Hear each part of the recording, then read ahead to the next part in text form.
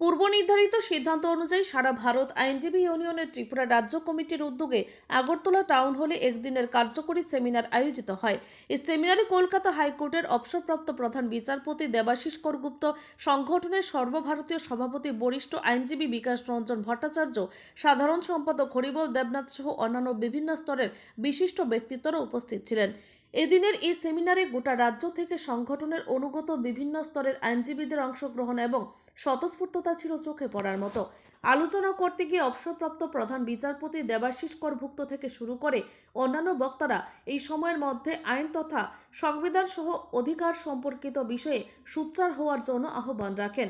বিশেষ করে হাইকোর্টের অবসরপ্রাপ্ত প্রধান বিচারপতি দেবাশিস করগুপ্ত ইস্ট ইন্ডিয়া কোম্পানির শাসনকাল থেকে শুরু করে যেভাবে সাধারণ মানুষের মানবাধিকার খণ্ডন হয়েছে এবং তার পরিপ্রেক্ষিতে লড়াই আন্দোলন হয়েছে, সেই পরিপ্রেক্ষিত তুলে ধরে আগামী দিনে প্রতিবাদ এবং প্রতিরোধে সোচ্চারিত হওয়ার আহ্বান রাখেন। Bureau report, Tripura news Bangla. রাজ্যে কি হচ্ছে, আমার রাজ্যে কি হচ্ছে, ভারতবর্ষের বিভিন্ন প্রান্তে মানুষের মধ্যে ঐক্য তৈরি করা আমার সাংবিধানিক দায়িত্ব। আমি ঐক্য তৈরি না করে বিভাজন তৈরি করছি। আজকে এমন বিভাজন তৈরি হয়েছে যে বাংলায় কথা বলছে, অন্য রাজ্যে কাজ করতে গিয়ে তার উপর সরাসরি আক্রমণ হচ্ছে। এতক্ষণ আমি মোবাইলে দেখছিলাম, তাদের প্রকৃতপক্ষে বন্দি করে রাখা হয়েছে কনসেন্ট্রেশন ক্যাম্পের মতো। আর কি চলছে? সামাজিক ন্যায়। আপনি যে সাধারণভাবে একটা ভোট দিয়ে প্রজাতন্ত্রের সরকার প্রতিষ্ঠিত করবেন, আপনার প্রান্তিক মানুষের ভোটাধিকার কেড়ে নেওয়ার জন্য পরিকল্পনা চলছে। বিহারে যে চলছে ভোটার লিস্ট তৈরির প্রক্রিয়া, তাতে কারা বাদ যাচ্ছে জানেন? উচ্চ বর্ণের কেউ বাদ যাবে না। তার কারণ তারা ধারাবাহিকভাবে সুযোগ সুবিধা পেয়ে এসে নিজেদের নথিটুকু রেখেছে। আর যে মানুষটা প্রতি বছর বন্যায় ঘরছাড়া হয়ে যায়, যে মানুষটা খরায় এক গ্রাম থেকে আরেক গ্রামে চলে যায় বাঁচবার জন্য, সেই মানুষটা কি নথি নিয়ে বসে আছে? ভারতবর্ষের প্রধানমন্ত্রী তার ডিগ্রির নথি দেখাতে পারছেন না, আর তিনি চান ভারতবর্ষের কৃষক শ্রমিক তারা তার ঠাকুরদার জন্মের নথি দেখাবে। কিন্তু অবাস্তব মনে হচ্ছে। এগুলো কার্যকর করছে। কার্যকর করছে কেন?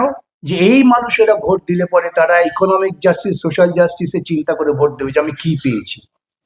এই সরকার, ভারতবর্ষের সরকার আমাকে যে প্রতিশ্রুতি দিয়েছিল, ভারতবর্ষের সরকারের প্রতিশ্রুতিটা কোত্থেকে দিয়েছিল? ভারতবর্ষের স্বাধীনতা সংগ্রামের প্রতিশ্রুতি এটা, যে পুঁজিবাদের বিরুদ্ধে লড়াইয়ের আমাদের চূড়ান্ত পরিণতি, আমরা সমাজতন্ত্র চাই, তাকে লক্ষ্য রেখে বাস্তবায়িত করার পরিকল্পনা, সেটা তো হয়নি। সেজন্যেই প্রাসঙ্গিকতা আছে। আর দীর্ঘ বক্তৃতা করবে না, অনেকক্ষণ বক্তৃতা হয়েছে। প্রাসঙ্গিকতা থাকবে। আমাদের দায় এই সংবিধানের মূল লক্ষ্যকে উপলব্ধি করে তাকে কার্যকর করার জন্য চাপ সৃষ্টি করা। এই চাপটা কিভাবে সৃষ্টি হবে? ব্যাপক গণ আন্দোলনের মধ্য দিয়ে। আপনি যদি বসে থাকেন যে আপনার সবকিছু হয়ে যাবে, আমি এসে করে দেবো, যদা যদাই ধর্মসং, ঠিক বসে থাকো, ঘুমিয়ে থাকো, যখন বিপদ হবে আমি টুকুস করে আকাশ থেকে পড়বো, এই চিন্তা ভাবনা গণতন্ত্র বিরোধী। আমি জানি না যারা এসব বিশ্বাস করেন আমার উপর আক্রমণ করবেন কিনা, করতে পারেন, কিন্তু বিশ্লেষণ করে দেখবেন আমি যা বললাম সেটা হয়তো অনেক বেশি গ্রহণযোগ্য হবে। আমাকে করতে হবে। সংবিধানটা আমরা পেয়েছি, আমার বাপ ঠাকুরদা লড়াই করেছে।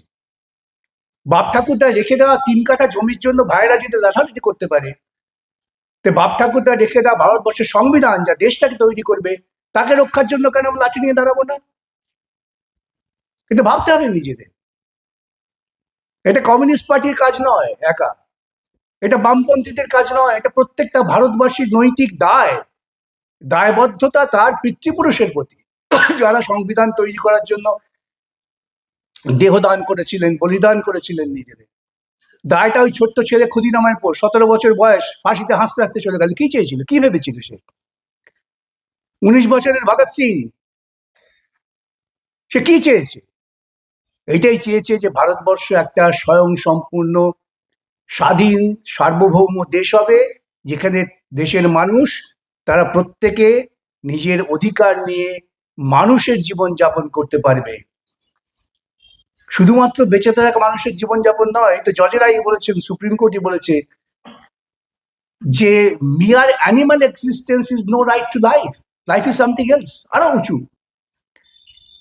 সেটাকে রক্ষা করতে হবে। সেটা যদি করতে পারেন তাহলে নিশ্চয়ই আমরা সংবিধানকে বাঁচাতে পারবো, আমাদের বাঁচাতে পারবো, এবং সেটাই করবেন। এইটুকু নিবেদন করে আমার বক্তব্য শেষ করলাম। নমস্কার।